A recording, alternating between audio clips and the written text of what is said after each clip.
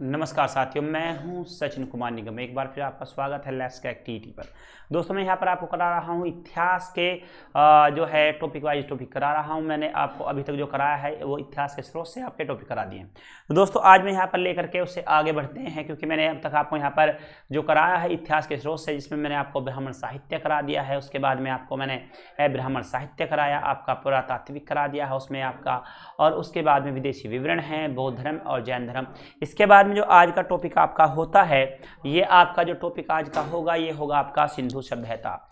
अब दोस्तों यहाँ पर सिंधु सभ्यता जो है, यहाँ से हमें क्या क्या मिलता है, कौन कौन से आपके यहाँ पर जानकारियाँ मिलती हैं, हम आज इस विषय में यहाँ पर बात करेंगे और इसको अच्छे से करेंगे, यहाँ पर इसको अच्छे से करने का प्रयास करेंगे।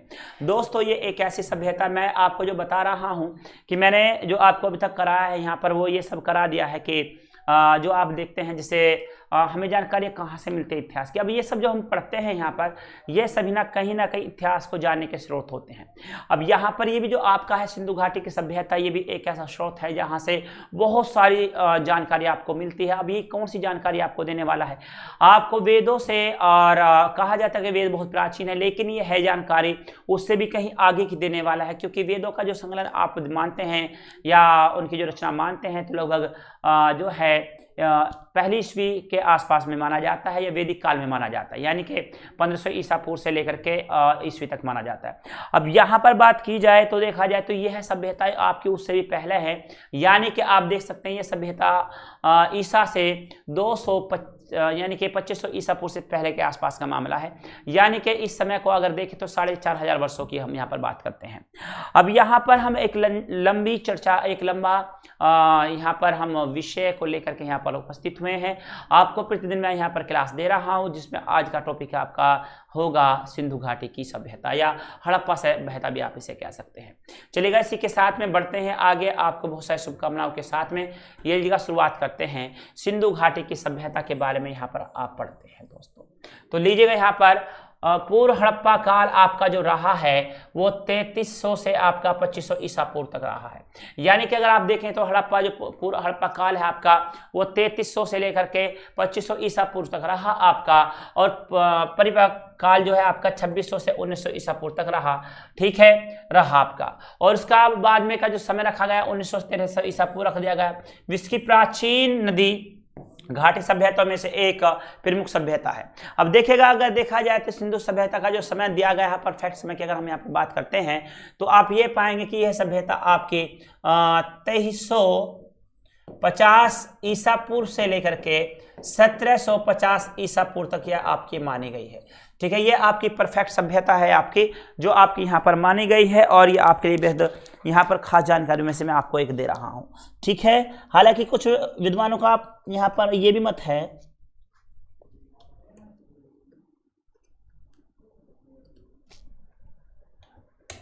कुछ विद्वानों का यहाँ पर यह भी मत है कि जो ये सभ्यता है आपका वो आपका 3250 ईसा पूर्व से लेकर के 1350 ईसा पूर्व तक रही है। तो ये आपके यहाँ पर दो चीजें आपके सामने हैं यहाँ पर। तो यहाँ पर आप जो देखते हैं विश्व की प्राचीन नदी घाटी सभ्यता में से एक प्रमुख सभ्यता आपका यहाँ पर रहा, और इसका समय आपका 3250 ईसा पूर्व से लेकर के यहाँ पर आपका 2350 ईसा पूर्व तक रहा। तो ये लंबा समय आपके सामने रहा है, ठीक है, 2000 वर्षों का लगभग। घाटी सभ्यताओं में से एक प्रमुख सभ्यता रही है आपका, जो मुख्य रूप से दक्षिण एशिया के उत्तर पश्चिमी क्षेत्रों में, जो आज तक उत्तर पूर्व अफगानिस्तान, पाकिस्तान और उत्तर पश्चिम और उत्तर भारत में फैली है आपका। एक प्रभात थोड़ा पानी ना, ठीक है। तो यहाँ पर पूर्व अफगानिस्तान, पाकिस्तान के उत्तर पश्चिम में यह सभ्यता ने विकास किया है, ठीक है। लीजिएगा यहाँ पर, तो आगे बढ़ते हैं यहाँ पर। अब देखिएगा अगर बात यहाँ पर की जाए तो इसका विस्तार क्षेत्र क्या रहा आपका, तो ये अफगानिस्तान से चली है आपका, अफगानिस्तान, पाकिस्तान, उत्तर पश्चिम आपका और उत्तर भारत में यह फैली हुई सभ्यता रही है। यानी कि पाकिस्तान में बहुत ज्यादा क्षेत्र देखा गया है इसका, सिंधु घाटी सभ्यता के पास में और सिंधु नदी के पास में। उसके बाद में आप देखते हैं यहाँ पर ये भारत में बहुत सारे स्थलों पर हम यहाँ पर चर्चा करेंगे, भारत में भी है। अब तक लगभग इसके 1400 स्थल हैं जिनकी जानकारी आपको मिल चुकी है और ये प्रमाणित आपके जो स्थल यहाँ पर अभी तक देखे गए हैं। आगे बढ़ेंगे। प्राचीन मिस्र और मेसोपोटामिया की प्राचीन सभ्यता के साथ यह प्राचीन दुनिया की सभ्यताओं के 3 शुरुआती कालक्रमों में से एक थी और इन तीनों में से सबसे व्यापक तथा सबसे चर्चित रहा है। सम्मानित पत्रिका नेचर में प्रकाशित शोध के अनुसार यह सभ्यता कम से कम 8000 वर्ष पुरानी है। यह हड़प्पा सभ्यता के नाम से भी जानी जाती है। अब देखिएगा यहाँ पर देखा जाए तो अभी मैं आपको बता रहा था कि कुछ लोगों का मानना यह है कि 3250 ईसा पूर्व की हम यहाँ पर बात कर रहे हैं। 2000 आपके ये हो गए वर्ष जिसकी आप बात यहाँ पर कर रहे थे, तो लगभग 5250 वर्ष के आसपास आप मान के चलेगा। लेकिन यहाँ पर अभी और भी मत आपके सामने आते हैं। यहाँ पर सम्मानित पत्रिका नेचर में प्रकाशित शोध के अनुसार यह सभ्यता लगभग 8000 वर्ष पुरानी है, यानी कि 8000 वर्ष पहले की यहाँ पर हम बात कर रहे हैं। तो यहाँ पर बड़ी भ्रांति फैली हुई है, लेकिन यहाँ पर जो मिला है सबसे ज्यादा जो अच्छा यहाँ पर मिलता है आपको देखने के लिए, तो आपको यहाँ पर जो मिलता है तो वह आपका मिलता है आपका 2350 से लेकर के 1750 वर्षों का जो समय, ये परफेक्ट समय आपका यहाँ पर माना जाता है। आगे बढ़ेंगे। इसका विकास सिंधु और आपका घाघर अकड़ा यानी कि प्राचीन सरस्वती किनारे हुआ है। हड़प्पा, मोहनजोदड़ो, कालीबंगा, लोथल, धोलावीरा और राखीगढ़ इसके प्रमुख केंद्र रहे हैं। अब देखिएगा ये जितने भी केंद्र आपको यहाँ पर मिलते हैं, चाहे आपके सामने यहाँ पर लोथल है, चाहे धोलावीरा है, चाहे आपका राखीगढ़ है या कालीबंगा है, मोहनजोदड़ो, ये जितने भी आपको यहाँ पर मिलते हैं ये नदी के किनारे हैं, चाहे वो सरस्वती नदी है, सिंधु नदी है आपका, तो ये जो सी भी आपका नदी है या उसकी सहायक नदियों के किनारे ये सारे स्थल आपको मिलते हैं। क्योंकि उस समय में नलकूप हुआ नहीं करते थे, पानी को निकालने के लिए समरसेबिल का प्रयोग नहीं होता था, कुओं का प्रयोग भी नहीं होता था, तो वहां पर क्या था, नदियों से बहता हुआ जो पानी है उसको प्रयोग में लिया जाता था। यही कारण था कि यह सभ्यता जो विकास करती रही, तो इन्होंने कहां पर विकास किया आकर के, इन्होंने नदियों पर आकर के या नदियों के किनारे आकर के बसेरा किया और वहां पर इन्होंने विकास किया। ठीक है, आगे बढ़ते हैं। दिसंबर 2014 में भिड़ाना को सिंधु घाटी सभ्यता का अब तक का खोजा गया सबसे प्राचीन नगर माना गया है। यह 2014 में खोदा गया और ये भिड़ाना जो है आपका ये हरियाणा में है और यहाँ पर देखा जाए तो यह सबसे प्राचीन यहाँ पर माना जाता है। दोस्तों, ब्रिटिश काल में हुई खुदाइयों के आधार पर पुरातत्ववेत्ता और इतिहासकारों का अनुमान है कि यह अत्यंत विकसित सभ्यता थी और ये शहर अनेक बार बसे और उजड़े हैं। यानी कि ये सभ्यताओं ने बहुत ज़्यादा विकास किया है और ये बहुत बार उजड़े हैं, बहुत बार जो है ये बसे हैं और ये जो आपकी सभ्यताएं हैं इन्होंने काफ़ी लंबा विकास किया है। ठीक है, आगे बढ़ेंगे यहाँ पर। इसके साथ अब यहाँ पर देखेगा, अगर मैं आपको यहाँ पर ईंटों का इतिहास बताऊं, एक बार क्या हुआ यहाँ पर, जब पहली बार पंजाब के लोगों ने ईंट बनाने के लिए खुदाई की कि उन्होंने सोचा कि चलो अब ईंट बना लेते हैं, तो उन्होंने पंजाब के लोगों ने ईंट खुदाई करने के लिए मिट्टी को खोदना शुरू किया। अब इत्तेफाक ये हुआ, वो ईंट बनाना ही चाहते थे, उसी बीच में क्या हुआ, उन्हें जो है धरातल से या जमीन के अंदर से ईंट मिल गई और वे बड़े खुश हुए। उन्होंने कहा देखो प्रभु का चमत्कार है, प्रभु की माया है, यहाँ पर प्रभु ने हमें ईंट ही दे दी है, जबकि हम यहाँ पर ईंट के ही लिए यहाँ पर खोद रहे थे। अब यहाँ पर ऐसी एकदम से अब आप देखिएगा, आपने कहा यार आज मुझे 100 रुपये पा जाएं, अब वहां पर अचानक से आपको 100 रुपये पा जाए तो आपको क्या लगेगा कि देखो भगवान ने मेरी सुन ली है। तो वहां पर ऐसा ही हुआ कि पंजाब के लोगों ने जब पहली बार 7वीं शताब्दी में ईंट बनाने के लिए मिट्टी को खोदा तो उन्होंने पाया कि मिट्टी खोदते जैसे हो गए, उन्होंने देखा अचानक से उन्होंने वहां पर मिट्टी धरातल से निकली और उन्हें लगा देखेगा प्रभु ने हम पर कृपा कर दी है और वहां पर जो है निकल गई है। देखिएगा 7वीं शताब्दी में पहली बार जब लोगों ने पंजाब प्रांत में ईंटों के लिए मिट्टी की खुदाई की तब उन्हें वहां से बनी ईंटें मिली, जिसे लोगों ने भगवान का चमत्कार माना और उनका उपयोग घर बनाने में किया। इसके बाद 1826 में चार्ल्स मैसन ने पहली बार इस पुरानी सभ्यता को खोजा। कनिंघम ने 1856 में इस सभ्यता के बारे में सर्वेक्षण किया तो देखिएगा यहाँ पर 7वीं शताब्दी से लेकर के आपका यहाँ पर 19वीं शताब्दी आते आते यहाँ पर आप देखेगा कितने बदलाव हुए हैं। पहली बार जब ईंट का यहाँ पर प्रयोग किया गया है तो 7वीं शताब्दी में किया गया, उससे पहले यहाँ पर जो है कच्चे घर ही देखे जाते थे।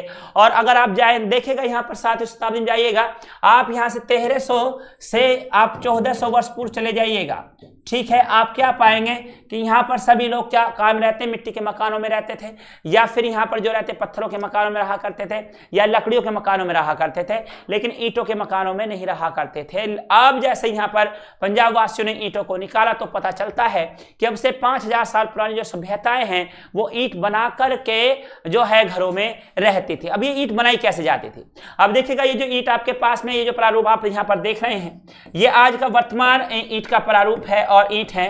तो ये ईंट जो है पहले यहाँ पर बनाई जाती हैं, उसके बाद में भट्टों के अंदर पका ली जाती हैं और ये बिल्कुल लाल सुर्ख हो जाती हैं। जबकि वो क्या करते थे, ईंटों को बनाते थे, ईंटों को बनाने के बाद में वो क्या करते थे, उन्हें धूप में सुखाया जाता था। उनकी ईंटें कुछ इस तरह से भी हुआ करती थी और उसके बाद में पक्की ईंटों के भी बहुत सारे उल्लेख वहां पर मिलते हैं। ठीक है, आगे बढ़ जाएंगे। आगे है यहाँ पर 1856 में कराची से लाहौर के मध्य रेलवे लाइन के निर्माण के दौरान ब्रिटेन बंधुओं द्वारा हड़प्पा स्थल की सूचना सरकार को दी। इसी क्रम में 1861 में अलेक्जेंडर कनिंघम के निर्देशन में भारतीय पुरातत्व विभाग की स्थापना की गई आपका। तो यह आपका 1861 में किया गया था यहाँ पर, और 1902 में लॉर्ड कर्जन द्वारा जॉन मार्शल को भारतीय पुरातात्विक विभाग का महानिदेशक बनाया गया और फ्लीट ने इस पुरानी सभ्यता के बारे में एक लेख लिखा। अब यहाँ पर देखिएगा यह जो आपका बनकर के तैयार हुआ वो 1861 में बनकर के तैयार हुआ और इसे जो प्रमाणित किया गया वो ये आकर के 1902 में प्रमाणित कर दिया गया। 1921 में दयाराम साहनी ने हड़प्पा का उत्खनन किया। आपसे कई बार पूछा जाता है कि हड़प्पा सभ्यता की खोज किसने की है, यहाँ पर दयाराम साहनी ने की है, और मोहनजोदड़ो की अगर पूछा जाए तो राखला दास बैनर्जी ने की है। ये 1921 और 1922 आपको क्रम से बता रहा हूं मैं आपको, ठीक है। हड़प्पा का उत्खनन किया जाता है, इस प्रकार इस सभ्यता का नाम हड़प्पा सभ्यता रखा गया। वह राखलाल दास बेन को मोहनजोदड़ो का खोजकर्ता माना गया है आपका, ठीक है। यहाँ पर राखलाल दास बैनर्जी है आपका यहाँ पर, ठीक है, और इसमें आपका मोहनजोदड़ो का माना गया और इन्होंने यह कार्य आपका 1922 ईस्वी में किया था, ठीक है। आगे बढ़ते हैं। अब ये देखिए यह सभ्यता की अगर हम यहाँ पर बात करते हैं कि यह सभ्यता जो है आपका, इस सभ्यता से अगर हम देखते हैं तो इन्हें लोहे की जानकारी बिल्कुल भी नहीं थी, लोहे के बारे में नहीं जानते थे। तो यह किसके बारे में जानते थे, कांसे के बारे में जानते थे, इसलिए इसे कांस्य सभ्यता भी कहा जाता। पढ़ते हैं इसके बारे में। देखिएगा यह सभ्यता सिंधु नदी घाटी में फैली हुई थी, इसलिए इसका निर्माण सिंधु घाटी सभ्यता रखा गया। यानी कि सिंधु घाटी जो है आपका, यानी कि सिंधु नदी है उसकी घाटी में फैली हुई सभ्यता रही है, उसी के क्षेत्र के आधार पर इसे सिंधु घाटी सभ्यता कहा गया है। यह वो नाम नहीं है जो उस समय का नाम रहा होगा, क्योंकि उस समय का नाम किसी को नहीं पता कि उस समय उसको क्या नाम दिया गया था। लेकिन हाँ, जहां पर अब निकली हुई है वह जगह सिंधु घाटी का क्षेत्र है और इसीलिए इसे सिंधु घाटी सभ्यता कहा गया है, ठीक है। प्रथम बार नगरों के उदय के कारण इसे प्रथम नगरीकरण भी कहा जाता है। प्रथम बार कांस्य के प्रयोग के कारण इसे कांस्य सभ्यता भी कहा जाता है। सिंधु घाटी सभ्यता के 1400 केंद्रों को खोजा जा सका है, जिसमें 1925 केंद्र भारत में है आपका। सबसे ज्यादा आपके यहाँ पर देखा जाए तो यह है आपको मिलते हैं 1925 केंद्र जो आपका भारत में मिलते हैं, ठीक है। इसके बाद 80% स्थल सरस्वती नदी और उसकी सहायक नदियों के आसपास हैं। अभी तक कुल खोजों में से 3% स्थलों का ही उत्खनन हो पाया है। ऐसा अनुमान माना जाता है कि अगर आपको ये भी 1400 स्थल मिले हैं, ये केवल और केवल आपका जो है कितने प्रतिशत आपका, ये केवल आपका 3% होता है। यानी कि 1400 को आप गुना कर देंगे तो यानी कि 14,000 है ना, ठीक है, 42 और लगभग 50,000 स्थल की आपसे बात करा कि 50,000 स्थल देखने के लिए मिल सकते हैं। लगभग 45 से 50,000 स्थल होंगे, लेकिन अभी तक केवल 3% ही हम निकाल पाए हैं, ठीक है। ये देखिएगा कांस्य की मूर्ति है और ये नटराज की मूर्ति है, उसी समय की है और यह एक नृत्य करती हुई मुद्रा में आपको दिखाया गया है। और ये जो मूर्ति निकली है ये आपका उसी समय की मूर्ति है। जिस समय की मैं आपसे बात कर रहा हूँ, यानी कि सिंधु सभ्यता के समय की बात कर रहे हैं या हड़प्पा सभ्यता की, तो यह हड़प्पा सभ्यता से निकली हुई एक नटराज की मूर्ति है जिसकी तुलना सदाशिव शिव से की गई है। ठीक है, आगे बढ़ जाएंगे। अब देखिएगा नामों उत्पत्ति कैसे हुआ, यहाँ पर इसका नाम उत्पत्ति कैसे हुआ, इसका नाम क्यों रखा गया। देखिएगा यहाँ पर इंडसन कहा जाता था सिंधु नदी को, इसे इंडसन कहा जाता था, लेकिन इसका उच्चारण बदल करके हिंदी में हिंदी भाषी लोगों ने इसे सिंधु कर दिया और यहाँ पर इसे सिंधु नदी कहा जाने लगा। हालांकि इसे हिंडसन कहा जाता तो है को जो है शय में बोला गया और यह सिंधु बन गया आपका। चलिए पढ़ते हैं इसमें। सिंधु घाटी सभ्यता का क्षेत्र अत्यंत व्यापक था। यह सिंधु या इंडसन नदी के किनारे बसने वाली सभ्यता थी और अपनी भौगोलिक उच्चारण की भिन्नताओं के वजह से इस इंडसन को सिंधु कहने लगे। आगे चलकर इसी से यहाँ के रहने वाले लोगों के लिए हिंदू उच्चारण का जन्म हुआ है। देखिएगा, आप देखेंगे यहाँ पर इंडसन था, इंडसन से आपका सिंधु बना और सिंधु से आपका हिंदू बना, यानी कि कहने का मतलब ये था जो सिंधु घाटी के आसपास के रहने वाले लोग थे उन्हें क्या कहा गया, हिंदू कहा गया और हिंदू यहाँ से आपको मिलता है सब। ठीक है, हड़प्पा और मोहनजोदड़ो की खुदाई से इस सभ्यता के प्रमाण आपको मिलते हैं। ठीक है, आगे बढ़ जाएंगे। यहाँ पर हड़प्पा और मोहनजोदड़ो की खुदाई से इस सभ्यता के प्रमाण आपको मिलते हैं। आगे बढ़ेंगे। यहाँ पर इस तरह से नाम रखा गया है यहाँ पर। अतः विद्वानों ने इसे सिंधु घाटी की सभ्यता का नाम दिया क्योंकि यह क्षेत्र सिंधु और उसकी सहायक नदी के क्षेत्र में आते हैं। पर बाद में रोपड़, अब देखिएगा बाद में यहाँ पर रोपड़ है आपका, ये आपका रोपड़ आपका स्थान है, लोथल आपका गुजरात में है, कालीबंगन है आपका राजस्थान में, बनावली है आपका रंगपुर है इत्यादि आप यहाँ पर देखते हैं। यह भी सभी जो है आपका कहीं ना कहीं की सभ्यताएं हैं और यह सभ्यता भी मोहनजोदड़ो और आपका हड़प्पा सभ्यता के समकालीन की ही सभ्यताएं हैं। ठीक है, आगे बढ़ेंगे। यहाँ पर क्षेत्रों में भी इस सभ्यता के अवशेष मिले जो सिंधु और उसी की सहायक नदी के क्षेत्र से बाहर थे। अब यहाँ पर देखिएगा ये सिंधु, अब मैंने कहा था आपको यह सारी सभ्यता आपको कहाँ पर मिलनी है, सिंधु नदी के आसपास मिली हैं, लेकिन ऐसी बहुत सारी जगहें हैं आपको जो इससे भी अलग जाकर के मिलती है। जैसे अब यहाँ पर देखिए रोपड़ है, ये बिल्कुल अलग हुआ, लोथल आपका गुजरात में हो, कालीबंगा आपका राजस्थान में हुआ, बनावली हुआ आपका रंगपुर, ये आपकी सिंधु घाटी से बिल्कुल अलग निकल जाती हैं और इनका विकास वहां पर होता है और हमें यहाँ पर इन्हें देखने को देखा जाता है। ठीक है, आगे बढ़ेंगे। यहाँ पर अतः कई इतिहास का इस सभ्यता का प्रमुख केंद्र हड़प्पा होने के कारण इस सभ्यता को हड़प्पा सभ्यता नाम देना अधिक उचित मानते समझा गया, जबकि हकीकत में इस नदी का नाम अंदुस है आपका। इस नदी का नाम क्या है आपका, अंदुस है, लेकिन इसे हड़प्पा के कारण, इसे सिंधु के कारण, इंडसन के कारण इसे सिंधु नदी कहा जाने लगा है और इसका नाम है इंदुस। ठीक है, तो यहाँ पर देखिएगा सिंधु का असली नाम है आपका इंदुस है, यह आपसे पूछा जाता है। आगे बताएंगे यहाँ पर। अब देखिएगा यहाँ पर वो स्थल हैं जो आपके प्रमुख स्थल रहे हैं। अब इसमें कौन कौन से स्थल हैं आपके, हम इस पर चर्चा करते हैं। देखिएगा प्रमुख स्थल आपको यहाँ पर हड़प्पा सभ्यता के समय में देखने को मिलते हैं। सिंधु घाटी सभ्यता के प्रमुख स्थल निम्न है आपका। हड़प्पा पंजाब और पाकिस्तान में है, यानी कि हड़प्पा की अगर आप यहाँ पर बात करते हैं तो यह आपका पंजाब क्षेत्र है जो पाकिस्तान के अधीन है, क्योंकि पंजाब के दो भाग किए गए थे बंटवारे के समय में। आधा पंजाब का जो है आपका पाकिस्तान में चला गया और बाकी का आपके पास में यानी कि भारत वालों को मिल गया। ठीक है, मोहनजोदड़ो। अब ये देखा मोहनजोदड़ो आपका सिंध पाकिस्तान लड़काना जिला है आपका, और मोहनजोदड़ो जो मिला है आपको खुदाई हुई है वो सिंध पाकिस्तान लड़काना जिले से आपको इसके संबंध मिलते हैं। अगला यहाँ पर है लोथल, रंगपुर, धोलावीरा।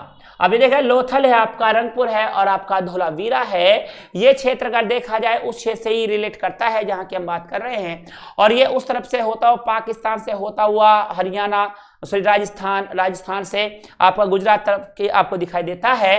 तो यह आपको लगता है लोथल है आपका, यहाँ पर रंगपुर है आपका, धोलावीरा है और आपका यहाँ पर गुजरात है। कालीबंगा राजस्थान के हनुमानगढ़ जिले में है आपका। तो यहाँ देखिए कालीबंगा जो है आपका राजस्थान के हनुमानगढ़ जिले में है, और हनुमानगढ़ जो है आपका लगभग पाकिस्तान से कुछ ही दूरी पर आपको देखने के लिए आपका यहाँ पर मिलता है। ठीक है, तो कालीबंगा कहाँ पर है आपका, राजस्थान में है आपका, हनुमानगढ़ जिले में। बनावली जो है आपका, ये आपका हरियाणा के फतेहाबाद जनपद में है आपका। बनावली जो आपका कहाँ पर है आपका, हरियाणा के फतेहाबाद जनपद में है। आलमगीरपुरी आपका उत्तर प्रदेश में स्थित है आपका, मेरठ जिले में आता है। ठीक है, इसकी जो खोज हुई है 1958 में हुई है। ठीक है, आगे बढ़ेंगे। उत्तर प्रदेश के मेरठ जिले में इसका विकास देखा गया है, मिला है आपका। सूतकागे डोर पाकिस्तान के बलूचिस्तान प्रांत में है आपका। कोट दीजी सिंध पाकिस्तान है आपका, और चुनहुंदलो पाकिस्तान है आपका। सुरकोटदा गुजरात के कच्छ जिले में है आपका। तो यहाँ पर चुनहुंदलो पाकिस्तान में है आपका, और सुरकोटदा गुजरात के कच्छ जिले में है। और कच्छ जिला आपका बड़ा महत्वपूर्ण जिला है, आप इसको जानते होंगे। तो यहाँ पर ये आपका है, यहाँ पर हड़प्पा, इसको साफ कर लीजिएगा। हड़प्पा पंजाब में, पंजाब पाकिस्तान में, मौजूदा आपका पाकिस्तान में। लोथरा आपका गुजरात भारत में। कालीबंगा राजस्थान हनुमानगढ़ जिले में भारत में है आपका। बनावली हरियाणा और आपका भारत में है। आलमगीरपुर आपका मेरठ उत्तर प्रदेश भारत में है। सूतकागेडोर आपका पाकिस्तान बलूचिस्तान में है आपका। कोट दीजिए आपका सिंध पाकिस्तान में है। चुनहुदलो पाकिस्तान में, और आपका यहाँ पर सुरकोटदा गुजरात के कच्छ जिले में। यानी कि आप यहाँ पर देखते हैं कुछ इधर आपके पाकिस्तान में है, और कुछ आपके यहाँ पर पहुंच जाते हैं किसमें, आपके पहुंच जाते हैं पाकिस्तान, और कुछ आपके हिंदुस्तान में है। यानी कि दोनों जगह पर आपको यहाँ पर बड़ी महत्वपूर्ण जिले आपको देखने के लिए मिलते हैं, और ये महत्वपूर्ण स्थल दोनों भागों में आपके यहाँ पर बटे हुए हैं, जो अब तक की खोज के आधार पर आपको मिलता है। ठीक है,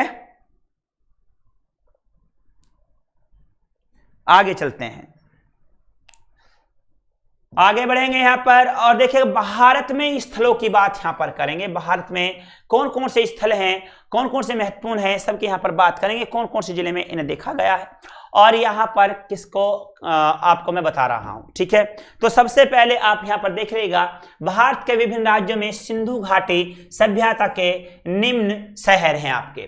नंबर 1 आपका गुजरात है, ये लीजिएगा आपका गुजरात है। गुजरात में आप देखते हैं यहाँ पर लोथल है आपका, यानी कि गुजरात जो आपका राज्य है उसमें आप देखेगा सबसे पहला आपका लोथल है। दूसरा आपका सुरकोटदा है आपका, रंगपुर है, रोजी है, मालवद है आपका, देशूल है आपका, धोलावीरा है आपका, यहाँ पर प्रभात पट्टन है आपका, और भगत राव है आपका। तो ये जो आपके जितने भी स्थल हैं, ये सभी आपको कहाँ आपको देखने के लिए कहाँ मिल रहे हैं, ये सभी स्थल आपको जो मिलते हैं ये आपको सभी गुजरात में मिलते हैं। ठीक है, इसी के साथ में आगे बढ़ते हैं। हरियाणा, अब ये लीजिएगा हरियाणा के मुख्य यहाँ पर स्थल कौन कौन से आपका, राखीगढ़ है, भीड़ाना है आपका, बनावली आपका, कुणाल है आपका, और आपका मीठा थल है आपका। तो यहाँ पर देखिएगा ये जो आप देख रहे हैं हरियाणा है, राखीगढ़ है, भिड़ाड़ा है आपका, और बनावली है, कुणाल है आपका, और मीठा है आपका। तो ये आप यहाँ पर देख लीजिएगा, ये आप जो देख रहे हैं तो ये आपका हरियाणा राज्य के स्थल हैं आपके। आगे देखिएगा पंजाब में आपका कौन कौन सा यहाँ पर आता है। पंजाब में आपका जो आने वाले स्थल हैं देखिएगा, इसमें देखते हैं आपका रोपड़ है आपका, रोपड़ आपका पंजाब में है, यहाँ पर बाड़ा पंजाब में है, संघोर जिला फतेहगढ़ पंजाब में आपका यहाँ पर है। ठीक है, तो ये आपके पंजाब के स्थल होते हैं आपके। आगे बढ़ते हैं महाराष्ट्र में। अब देखिए महाराष्ट्र में भी आप चले जाएंगे तो वहां पर भी जाकर के स्थल मिलते हैं। दैमाबाद है आपका, दैमाबाद आपका ये भी सिंधु घाटी सभ्यता का समय में मिलता है आपका। बनावली है आपका यहाँ पर, कुशनार, और आपका मिथाल है आपका। ये गलत है कहीं ना कहीं, ठीक है, इसको गलत हो रखा है, मिसप्रिंट हो गया आपका। ठीक है, सॉरी, काटो इसे, आगे चलते हैं। महाराष्ट्र में आपका महाराष्ट्रवाद है आपका। ठीक है, राजस्थान में आपका कालीबंगा है। तो ये आपके यहाँ पर मिलते हैं। अब देखिएगा यहाँ पर आगे बढ़ते हैं। यहाँ पर राजस्थान में कालीबंगा स्थान पर सिंधु सभ्यता के अवशेष हुए हैं। यह सरस्वती नदी के किनारे स्थित है। यहाँ पर पत्थर के मोती, मिट्टी की चूड़ियाँ और मिट्टी के बर्तन, स्नानागार, कुएं, अग्निकुंड प्राप्त आपको यहाँ से प्राप्त हो जाते हैं। यानी कि आपको यहाँ से क्या क्या मिला है, आपको पत्थर के मोती मिले हैं, मिट्टी की चूड़ियाँ मिली हैं, मिट्टी के बर्तन मिले हैं, और आपको स्नानागार मिले हैं, और यहाँ पर कुआं और अग्निकुंड यहाँ से आपको देखने के लिए मिलता है। ठीक है, तो यहाँ पर राजस्थान से मुख्य जानकारी आपसे कई बार पूछ लिया जाता है कि बताइएगा काली चूड़ियाँ आपको कहाँ से मिली है, तो काली चूड़ियाँ आपकी कालीबंगा से मिली है। ठीक है, आपसे पूछा गया है कि जुते हुए खेत कहाँ से मिलते हैं आपको, और उसके बाद में आपसे पत्थरों के मोती कहाँ से मिले हैं, स्नानघर कहाँ से मिले हैं, कुएं, और आपका यहाँ से अग्निकुंड कहाँ से प्राप्त हुए हैं, तो आपका यहाँ पर कालीबंगा इसका राइट आंसर हो जाएगा। आगे बढ़ते हैं यहाँ पर नगर निर्माण योजना। अब देखिएगा ये लोग जो नगरों का निर्माण किया करते थे किस तरह से, ये यहाँ पर गेट है, ये दुर्ग बने हुए हैं यहाँ पर ताकि सेफ्टी की जा सके।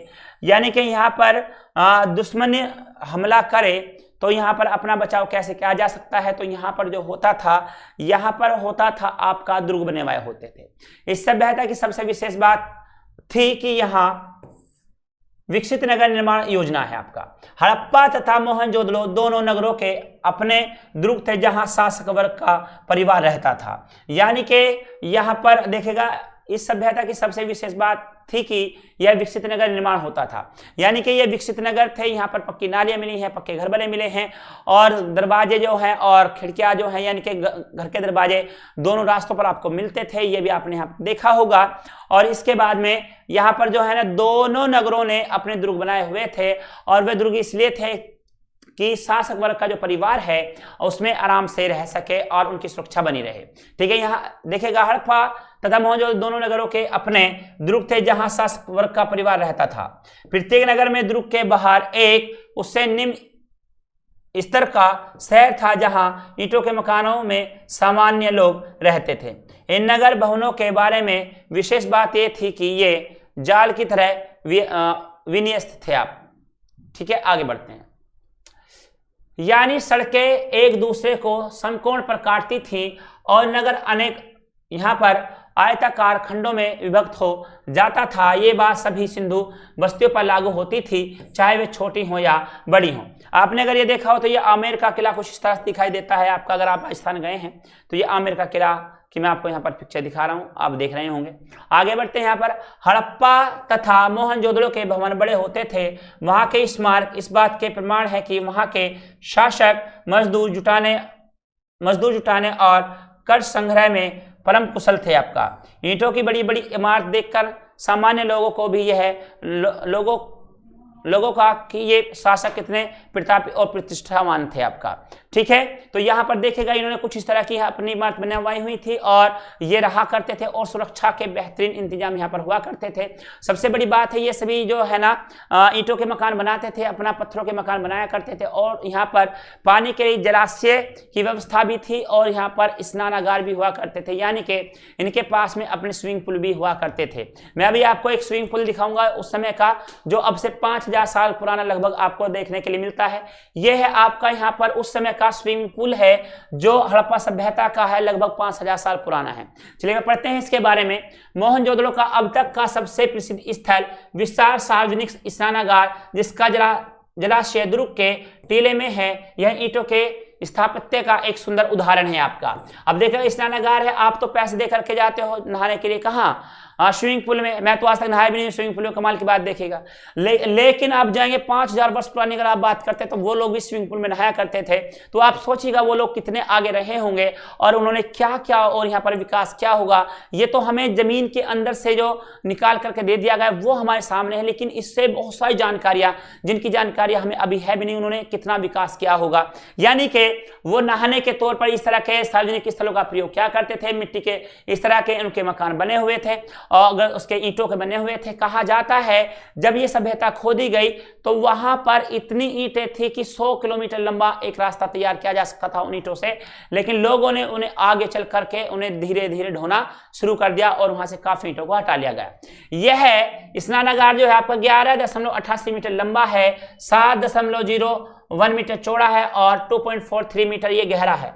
दोनों सिरों पर तल तक जाने की सीढ़ियां लगी हैं, बगल में कपड़े बदलने के कमरे भी हैं। अब देखेगा यहाँ पर आप यहाँ इस तरह के ये देख रहे हैं, ये आपके बगल में कमरे हैं, आप जाइएगा आराम से, आप जो है ना वस्त्रों को चेंज कर सकते हैं, यानी कि ठीक है। और यहाँ पर आप स्नान कर सकते हैं। यहाँ पर सीधी सीढ़ियां नीचे तक बनाई गई हैं, आप देखेंगे नीचे की तरफ आ रहा है, यानी कि अगर कोई डूबने भी लगे तो भाग करके दौड़ करके सीढ़ियों पर चढ़ना शुरू हो जाएगा और कोई समस्या नहीं होगी। तो कुछ इस तरह की व्यवस्था यहाँ पर बनाई गई है। ठीक है, स्नानागार का फर्श पक्की ईंटों का बना है। पास के कमरे में एक बड़ा सा कुआं है जिसका पानी निकालकर हौज में डाला जाता था और हौज के कोने में एक निर्गम आउटलेट है जिसे पानी बाहर निकालने में जाता था। ठीक है, तो ये दिखेगा यहाँ पर पानी भरा जाता था, साफ सुथरा पानी, और जब ये गंदा होता था तो दूसरा इसे खाली कर दिया जाता था और दूसरा पानी कुएं से फिर से यहाँ पर भर दिया जाता था। आगे बढ़ेंगे, कितनी अच्छी व्यवस्था वहां पर रही होंगी आपका। आप यहाँ पर पिक्चर लेकर के देखेगा, कितना आनंद आ रहा होगा आपको भी कि उस समय के लोग कैसे क्या करते थे।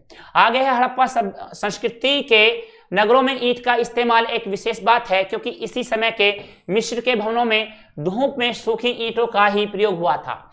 अब देखिएगा यहाँ पर मिस्र की जो सभ्यता है और यहाँ पर हड़प्पा सभ्यता, ये दोनों लगभग समकालीन मानी जाती है। और मिस्र के पिरामिडों को भी अगर आपने देखा हो तो वहां पर जो ईंटें लगी हुई हैं वो धूप की पकी हुई ईंटें हैं, यानी कि उन्हें बना करके रख दिया और धूप में उन्हें सुखा दिया गया।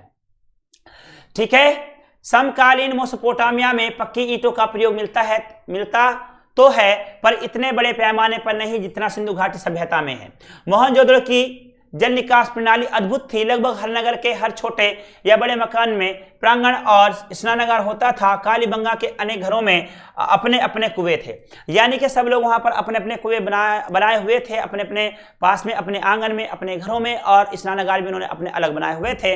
और वहीं पर आप ये देखते हैं यहाँ पर जल निकास प्रणाली अद्भुत थी। लगभग हर नगर के हर छोटे बड़े मकान में प्रांगण में और स्नानागार होता था। कालीबंगा के अनेक घरों में अपने अपने कुएं हुआ करते थे। कालीबंगा की विशेषता मैंने आपको बताई है कि यहाँ से आपको जुते हुए खेत मिले हैं, काली चूड़ी मिली है, यहाँ से आपको यहाँ पर पत्थर के मोती मिले हैं। अगर आपसे पूछा जाता है तो आप यहाँ से ये बता सकते हैं। सबसे बड़ी विशेषता यह है कि इस सभ्यता के लोगों को लोहे की बिल्कुल भी जानकारी नहीं थी। आगे बढ़ेंगे। यहाँ पर घरों का पानी बहकर सड़कों तक आता, जहां इनके नीचे मोरियां बनी थीं। अक्सर ये मोरियां ईंटों और पत्थर की सिल्लियों से ढकी होती थी, यानी कि आपने आज के समय जो गटर देखे हैं उनको जैसे ढक दिया जाता सिल्लियों से, वैसे ही उस समय में ढका हुआ था, ताकि जो पानी है बाहर ना निकले और बदबू वगैरह ना आए और पानी सीधा सीधा एक ही लाइन से हो करके चला जाए। ठीक है, सड़कों की इन मोरियों में नरमोखे भी बने होते थे। सड़क और मोरियों के अवशेष बनावली में भी मिलते हैं, यानी कि उस समय पक्की सड़क आपको देखने के लिए मिलती है और वहां पर पक्की ईंटों का ये पूरा जो क्षेत्र है ईंटों से पूर्णतः परिचित था। ठीक है, आगे बढ़ते हैं। यहाँ पर अब यहाँ पर करेंगे आर्थिक जीवन जो है इनका कैसा रहा। ये कृषि क्या करते थे। अब कृषि में क्या किया करते थे, कपास क्या करते थे, कपास की खेती, नील की खेती, गेहूं, चावल, जौ आदि यहां पर है। दूसरा आर्थिक जीवन में पहला ये हुआ, ये तो कृषि से था, आपका कृषि से संबंधित है। पशुपालन में पशुपालन, ठीक है, उसमें क्या है आपका गाय पालते थे, ठीक है, और भैंस भी है आपका, कुत्ता भी था आपका, कुत्ता है, सूअर है, भेड़ है, बकरी आदि भी है और मुर्गा वगैरह भी पालते थे, यानी कि मांस वगैरह भी खाते थे। ठीक है, देखिएगा सिंधु सभ्यता की अर्थव्यवस्था कृषि प्रधान थी, किंतु व्यापार एवं पशुपालन भी प्रचलन में था। यहाँ के निवासियों से विभिन्न विश्व में सबसे पहले कपास की खेती करना शुरू किया है, यानी कि विश्व में सबसे पहले जो कपास की खेती शुरुआत की गई है वो यहाँ पर साक्ष्य मिलते हैं, भारत के अंदर ही की गई है और हड़प्पा वासियों के द्वारा की गई है, जिसे यूनानों के लोगों ने यहाँ पर सिंडन कहने लगे। यहाँ के लोग आवश्यकता से अधिक अनाज का उत्पादन करते थे। इसके अलावा कपड़ा जोहरी का काम, मन के और ताबीज बनाने का काम भी प्रचलित था, जिसे विदेशों में निर्यात किया जाता था। यानी कि आप देख सकते हैं इस समय के लोगों का संबंध विदेशी लोगों से भी रहा है, यानी कि विदेशों से व्यापार क्या करते थे। इसका उदाहरण मैं आपको दे सकता हूं। इनका मेसोपोटामिया से, यूनान से, और लोथल जो रहा है वो इनका बदरगाह रहा है, जहां पर पानी यानी कि वाटर पानी के या पानी के द्वारा वहां पर जो है यातायात किया जाता था। ठीक है, आगे बढ़ते हैं। यहाँ पर अब है यहाँ पर कृषि एवं पशुपालन की यहाँ पर बात करेंगे। पहले मैंने आपको बता दिया है। अब यहाँ पर देखते हैं स्लाइड पे क्या क्या इसने दिया है। आज के मुकाबले सिंधु प्रदेश पूर्व में बहुत उपजाऊ था। ईसा पूर्व 4वीं सदी में सिकंदर के एक इतिहासकार ने कहा था कि सिंध इस देश के उपजाऊ क्षेत्रों में गिना जाता था। पूर्व काल में प्राकृतिक वनस्पति बहुत थी, जिसके कारण यहाँ अच्छी वर्षा होती थी। यानी कि यहाँ पर वनस्पति अच्छी हुआ करती, पेड़ पौधे अच्छे थे, और जहाँ पर पेड़ पौधे अच्छे होते हैं, वनस्पति अच्छी होती है, वहाँ पर क्या होता है, वर्षा भी वहाँ पर अच्छी खासी होती है। तो वहाँ भी ऐसा हुआ करता था। यहाँ के वनों से ईंट पकाने और इमारत बनाने के लिए लकड़ी बड़े पैमाने पर इस्तेमाल में लाई गई, जिसके कारण धीरे धीरे वनों का विस्तार सिमटता गया। सिंधु की उर्वरता का एक कारण सिंधु नदी से प्रतिवर्ष आने वाली बाढ़ भी है। अब देखिएगा यहाँ पर जो विस्तार जो है आपका, वहाँ पर विस्तार ज़्यादा अगर रुकने में भी यहाँ पर समस्या हुई है, तो क्या हुआ देखने में यह आया कि जो है सिंधु घाटी मतलब सिंधु नदी जो है उसमें बाढ़ आया करती थी और यह इसके पतन का कारण भी बना है। ठीक है, आगे बढ़ जाएंगे। अब लीजिएगा यहाँ पर कुछ आप इस तरह की दीवारें देखेंगे। यहाँ पर ये बड़ी पक्की ईंटों की बनी हुई दीवारें हैं। इनकी जो इन्होंने इस समय की दीवारें बनाई, ये पुरानी ईंट हैं। अब ये जो टूट गई हैं इस पर नई ईंटें बनाने लगाए शुरू कर दिए जो आज के समय की ईंटें हैं। तो ये पुरानी समय की ईंटें कुछ इस तरह की हुआ करती थी। इसको देखेगा, गाँव की रक्षा के लिए खड़ी पक्की ईंट की दीवार इंगित करती है कि बाढ़ हर साल आती थी। आपका यहाँ के लोग बाढ़ के उतर जाने के बाद नवंबर के महीने में बाढ़ वाले मैदानों में बीज बो देते थे और अगली बाढ़ के आने से पहले अप्रैल महीने में गेहूं और जौ की फसल काट लेते थे। यहाँ कोई पखवाड़ा या फाल तो नहीं मिला है, लेकिन कालीबंगा की प्राकर हड़प्पा सभ्यता के जो कूट मिले हैं उनसे आभास होता है कि राजस्थान में इस काल में हल जोते जाते थे। यानी कि इससे ये पता चलता है कि उस समय में राजस्थान में हल चलाए जाते थे और हल चलाने के हलों से यहाँ पर खेती को तैयार किया जाता था और यहाँ पर जो है अच्छी फसलें पैदा की जाती थी। आगे बढ़ेंगे। यहाँ पर सिंधु घाटी सभ्यता के लोग गेहूं बोया करते थे। मैंने अभी आपको यहाँ पर बताया था, गेहूं बोया करते थे, जौ की खेती क्या करते थे, राई की खेती क्या करते थे, मटर की खेती क्या करते थे, ज्वार यहाँ पर बोया करते थे और अनाज भी यहाँ पर पैदा क्या करते थे। अब यहाँ पर देखिएगा, ये तो सारी आपका रबी की फसल आ गई है। रबी की फसलें कौन सी होती हैं? आपका वे सभी फसलें जो सर्द में बोई जाती हैं। यानी कि आपके सामने यहाँ पर गेहूं है, जौ है, राई है, मटर है, सरसों है, आपका चना है, मसूर है, ये सभी आपका किस में आता है? आपका पालक है, मूली है और सलगम है, ये सभी आपका रबी की फसल में आता है। आगे बढ़ेंगे। वे दो किस्म की गेहूं पैदा करते थे। बनावली में मिले जो उन्नत किस्म का है, इसके अलावा वे तिल और सरसों भी उपजाते थे। यहाँ पर तिल और सरसों की खेती भी क्या करते थे उस समय के लोग। ठीक है, आपको यहाँ पर मैंने अनाज की पिक्चर लगा दी है ताकि आपको भी बस लगता रहे, आपको माहौल बना रहे कि आप क्लास में ही हैं। ठीक है, आगे बढ़ते हैं। सबसे पहले कपास भी यही पैदा की गई। इसी के नाम पर यूनान के लोग इसे सिडन कहने लगे। हड़प्पा एक कृषि प्रधान संस्कृति थी, पर यहाँ के लोग पशुपालन भी करते थे। और पशुपालन में क्या क्या होता था? यहाँ पर बैल है, आपका गाय है, भैंस है, बकरी है, भेड़ है और सुअर का पालन भी ये लोग क्या करते थे। ठीक है, तो यहाँ पर इनका पालन किया जाता था। बैल का, गाय का, भैंस का, बकरी का, भेड़ का और सुअर का यहाँ पर पालन होता था। हड़प्पाई लोगों को हाथी तथा गैंडे का ज्ञान नहीं था। यानी कि हड़प्पा की जितनी भी आज तक की तस्वीरें मिली हैं या वहाँ से अभिलेख मिले हैं या शिलालेख मिली हैं, सिलाई मिली है जिन पर पिक्चर छपी हैं, तो वहाँ पर अभी तक कहीं भी आपको हाथी और गैंडे की तस्वीर नहीं मिली है। तो ये इसलिए कहते हैं आपका हड़प्पाई लोगों को हाथी तथा गैंडे का ज्ञान नहीं था। आगे बढ़ जाएंगे। यहाँ पर ये लीजिएगा पशुपालन। अब ये लीजिएगा यहाँ पर पशुपालन है। हड़प्पा सभ्यता के लोगों का दूसरा व्यवसाय पशुपालन था। एक तो पंखा नहीं चला रखा, ऊपर से बंद कर दो। हड़प्पा सभ्यता के लोगों का दूसरा व्यवसाय पशुपालन था। यह लोग दूध, मांस, उनके कृषि के कार्य और भार ढोने के लिए इनका प्रयोग क्या करते थे। यह लोग गाय, भैंस, भेड़, बकरी, बैल, कुत्ते, बिल्ली, मोर, हाथी, सूअर, बकरी व मुर्गी पालन करते थे और इन लोगों को घोड़े और लोहे की जानकारी नहीं थी। ठीक है, यहाँ पर ये एक चीज गलत लिख दी है, इसको हाथ उखाड़ दो। ठीक है, तो घोड़े और लोहे की जानकारी नहीं थी, लेकिन आपको मैं बता देता हूं, यानी कि अगर हमें घोड़े के जो साक्ष्य मिलते हैं वो आपको वैदिक सभ्यता से मिलते हैं। यानी कि वैदिक में जो आपका मध्य एशिया से आने वाले जो लोग रहे हैं भारत के अंदर, वो घोड़े पर सवार थे, हाथ में भाला था और सफेद कपड़े धारण किए हुए थे। और यहाँ पर जो सबसे ज्यादा महत्वपूर्ण माना गया है तो यहाँ पर कुबड़ वाला बैल माना गया। और ये लोग जो है प्राकृतिक देवी की जो है यहाँ पर पूजा क्या करते थे। ठीक है, हड़प्पा के लोग तांबा, खेतड़ी तथा बलूचिस्तान से प्राप्त करते थे। वे सोना कर्नाटक तथा अफगानिस्तान से प्राप्त करते थे। यानी कि सोना ये आपका कर्नाटक से और अफगानिस्तान से प्राप्त क्या करते थे। ठीक है, तो यहाँ पर मैंने आपको बताया कि ये लोग जो है यहाँ पर दूध के लिए, मांस के लिए क्या करते थे। कृषि में ये मटर, गेहूं, जौ, बाजरा और यहाँ पर आपका दाल भी है, दालों भी क्या करते हैं, तिल और सरसों है आपका। और उसके आगे पशु में देखा जाए तो यहाँ पर आपने देखा भैंस है, गाय है, भेड़ है, बकरी है, बैल है, कुत्ता, बिल्ली, मोर, सुअर, बकरी, मुर्गी का पालन क्या करते थे। और इन्हीं से इनको करने का उद्देश्य इनका क्या था, यहाँ से दूध भी प्राप्त होता था, अंडा भी प्राप्त होता था, मांस भी प्राप्त हुआ करता था।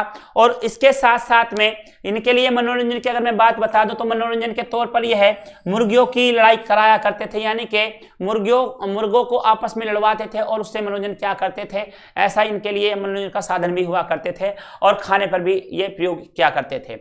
आगे बढ़ेंगे, इसमें ये लीजिएगा। अब यहाँ पर आप देखेंगे उद्योग धंधे की अगर यहाँ पर बात करें तो इनके उद्योग धंधे जो रहे हैं उसके हम यहाँ पर बात करते हैं। यहाँ के नगरों में अनेक व्यवसाय धंधे प्रचलित थे। मिट्टी के बर्तन बनाना, मनके बनाना, मूर्तियों का बनाना, काष्ठ की मूर्तियों का बनाना, और यहाँ पर जो है मिट्टी के बर्तन, ईंटों का बनाना, चूड़ियों का बनाना, ये बहुत सारी चीज़ों का यहाँ पर मिलता है। और इसके साथ साथ में यहाँ पर हथकंघा का भी कार्य हुआ करता था। चलिए आगे बढ़ते हैं। मिट्टी के बर्तन पर काले रंग से भिन्न भिन्न प्रकार के चित्र बनाए जाते थे। कपड़ा बनाने का व्यवसाय उन्नत अवस्था में था, यानी कि ये लोग भी उस समय कपड़ा अच्छा खासा प्रयोग में लिया करते थे, यानी कि कपड़े की पद्धति बहुत पुरानी पद्धति है ना। उसका विदेशों में भी निर्यात होता था। जोहरी का काम भी उन्नत अवस्था में था। यहाँ पर मनके और ताबीज बनाने का कार्य भी लोकप्रिय था, यानी कि ताबीज भूत प्रेत पर ये वाली जो बात देखी जाए तो यहाँ पर हड़प्पा सभ्यता निवासी भी इस पर विश्वास किया करते थे और यही कारण है कि वो जो है यहाँ पर ताबीज जो है यहाँ पर बनाया करते थे। ठीक है, लोकप्रिय था। अभी तक लोहे की कोई वस्तु नहीं मिली है, अतः सिद्ध होता है कि इन्हें लोहे का कोई ज्ञान नहीं था। इन्हें अभी तक अगर आप देखा जाए, आप 2021 में हैं तो अभी तक वहां से कोई भी लोहे की वस्तु नहीं मिली है, तो इससे यह सिद्ध होता है कि उन लोगों को लोहे की जानकारी नहीं थी। आगे बढ़ेंगे यहाँ पर। अब यहाँ पर देखिएगा, इसमें मैंने जो आपको स्नानागार दिखाया था वो मैं आपको यहाँ पर दिखा रहा हूँ। यहाँ पर एक सींग वाला ये आपको यहाँ पर एक पशु दिखाया जाता है। अगर आपने मोहनजोदारो फिल्म देखी हो तो उसमें इसको बहुत ज़्यादा दिखाया गया है। ये देखने में सफ़ेद रंग का है और इसके सिर पर एक सींग है और इसे बड़ा ही महत्वपूर्ण जो है आपका पशु माना गया है। अब लेंगे व्यापार है। यहाँ पर यहाँ के लोग आपस में पत्थर, धातु, सल, खड्डी आदि का व्यापार करते थे। एक बड़े भूभाग में ढेर सारी शीर यानी के मुद्रा, एक रूप लिपि और मानकीकृत माप तोल के प्रमाण मिलते हैं। वे चक्के से परिचित थे और संभवतः आजकल के इक्के यानी कि रथ जैसा कोई वाहन प्रयोग करते थे, यानी आने जाने के लिए जो क्या करते थे, यहाँ पर ट्रांसपोर्ट जो हुआ करता था या सवारी के रूप में प्रयोग क्या करते थे, तो वे यहाँ पर रथ का प्रयोग क्या करते थे। ठीक है, ये अफगानिस्तान, ईरान, फ्रांस से व्यापार करते थे। इन्होंने उत्तरी अफगानिस्तान में एक वाणिज्य उपनिवेश स्थापित किया जिससे उन्हें व्यापार में सहूलियत मिलती थी। अब देखिएगा, इन्होंने यहाँ पर आप 5000 साल पुरानी बात यहाँ पर देख रहे हैं, तो यहाँ के जो संबंध कहाँ तक रहे हैं, आपका अफगानिस्तान तक रहे हैं, ईरान तक रहे हैं, आपका फ्रांस तक रहे हैं, यानी कि ये लोग जो है ईरान, फ्रांस और अफगानिस्तान तक जो है व्यापार क्या करते थे, आप यहाँ पर देख सकते हैं। आगे बढ़ेंगे, यहाँ पर आगे चलते हैं। राजनीतिक जीवन यहाँ पर कैसा रहा है, आप ये देख लीजिएगा। यहाँ पर राजनीतिक जीवन है आपका, इतना तो स्पष्ट होता कि हड़प्पा की विकसित नगर निर्माण प्रणाली, विशाल सार्वजनिक स्नानघरों का अस्तित्व और विदेशों से व्यापारिक संबंध किसी बड़ी राजनीतिक सत्ता के बिना नहीं होगा, पर इसके पुख्ता प्रमाण नहीं मिले हैं कि यहाँ के शासक कैसे थे और शासन प्रणाली का स्वरूप क्या था। लेकिन नगर व्यवस्था को देखकर लगता है कि कोई नगर निगम जैसी स्थानीय स्वशासन वाली संस्था थी। आगे बढ़ते हैं यहाँ पर। अब देखिए धार्मिक जीवन कैसा रहा है लोगों का। यहाँ के जो लोग हैं वो प्रकृति की पूजा क्या करते थे। यहाँ पर जो है नटराज की एक नृत्य करती मूर्ति मिली है, यानी कि डांस करती हुई मूर्ति मिली है और उसकी तुलना यहाँ पर सदाशिव से की गई है। चलिए बढ़ते हैं। यहाँ पर हड़प्पा में पकी ईंटों की स्त्री मूर्तिकाएं बाहरी संख्या में मिली हैं। एक मूर्ति में स्त्री के गर्भ से निकलता हुआ एक पौधा दिखाया गया है, यानी कि यह दर्शाता है कि जो स्त्री है उसके गर्भ से एक पौधे को इस तरह से दिखाया गया है, वो दर्शाया गया है कि यह गर्भ अवस्था में है और यहाँ से जिस तरह से पौधा दिखाया जा रहा है, एक यहाँ पर शिशु जन्म लेगा और वह अपना जीवन यापन कुछ इस तरह से करेगा जिस तरह से यहाँ पर वनस्पति करती है आपका। ठीक है, आगे चलते हैं। यहाँ पर विद्वानों के मत में यह पृथ्वी देवी की प्रतिमा है और इसका निकट संबंध पौधे के जन्म और वृद्धि से रहा है। यानी कि जो आपको महिला दिखाई गई है वो कहां पर दिखाई गई है आपका, यानी कि उसकी तुलना जो है पृथ्वी से की गई है आपका। इसलिए मालूम होता है कि यहाँ के लोग धरती को उर्वरता की देवी समझते थे और इसकी पूजा उसी तरह करते थे जिस तरह मिस्र के लोग नील नदी की देवी आइसी की किया करते थे। ठीक है, और इसके बाद में अंतिम चरण में हम एक 1.5 मिनट की क्लास हो रहेगी आपका, और उसके बाद में क्लास खत्म होती है। हर रोज आप 8:15 पर इस क्लास को लेते रहें। लेकिन प्राचीन मिस्र की तरह यहाँ का समाज भी मातृ प्रधान था कि नहीं, यह कहना मुश्किल है। कुछ वैदिक सूत्रों में पृथ्वी माता की स्तुति है आपका। धोलावीरा के दुर्ग में एक कुआं मिला है जिसमें इसमें नीचे की तरफ जाती सीढ़ियां हैं और उसमें एक खिड़की थी जहां दीपक जलाने के साबूत मिलते हैं। उस कुएं में सरस्वती नदी का पानी आता था, तो शायद सिंधु घाटी के लोग उस कुएं के जरिए सरस्वती की पूजा करते थे। ठीक है, अब यहाँ पर देखिएगा शिल्प और तकनीकी ज्ञान यहाँ पर जो रहा है इनका। यद्यपि इस युग के लोग पत्थरों के बहुत सारे औजार तथा उपकरण प्रयोग करते थे, पर वे कांसे के निर्माण में भली भांति परिचित थे। तांबे तथा टीन मिलाकर धातु शिल्पी कांस्य का निर्माण करते थे। हालांकि यहाँ दोनों में से कोई भी खनिज प्रचुर मात्रा में उपलब्ध नहीं था। सूती कपड़े भी बुने जाते थे, लोग नाव भी बनाते थे। मुद्रा निर्माण, मूर्ति का निर्माण के साथ बर्तन बनाना भी प्रमुख यहाँ पर कार्य था इनका। ठीक है, तो दोस्तों ये थी आज की आपकी क्लास। ये आपकी क्लास कैसी रही है? अब मैं इसके एक चीज यहाँ पर बताना आपको भूल गया हूँ। इसके अगर हम पतन की बात करते हैं तो इसका पतन जो हुआ है यहाँ पर आकार पढ़ने के कारण से भी बताया जाता है, यहाँ पर बाढ़ आने से भी बताया जाता है, यहाँ पर सूखा के भी कारण बताया। अलग अलग यहाँ पर विद्वानों के अलग अलग मतभेद हैं। कहा जाता है कि यहाँ पर वनस्पति ज्यादा हुआ करती थी, बाढ़ हर साल आया करती थी, यही कारण है कि यहाँ पर जो है इसका पतन हुआ। कुछ का मानना है पेड़ पौधे काट लिए गए थे तो यहाँ पर सूखा पड़ने लगी, तो यहाँ पर सूखा के कारण पतन हुआ। कुछ लोगों का यहाँ पर मानना है। तो ये सब आपको अलग अलग यहाँ पर भ्रांति मिलती है। तो दोस्तों ये क्लास आपकी रही यहाँ पर आपकी प्रतिदिन 8 बजे होती इतिहास क्लास है। मैं आपको प्रतिदिन एक के बाद एक टॉपिक करा रहा हूं। जैसे मैंने आज आपको यहाँ पर हड़प्पा सभ्यता करा दिया है, उसी के साथ में अगली बार जो मैं आपको यहाँ पर कराने वाला हूं वो होगा आपका वैदिक सभ्यता। तो दोस्तों मिलते हैं कल आपकी वैदिक सभ्यता क्लास में। तब तक के लिए मुझे दीजिएगा अनुमति। मैं आपसे सचिन कुमार निगम लेता हूं विदा। तब तक के लिए गुड डे, गुड बाय, जय हिंद।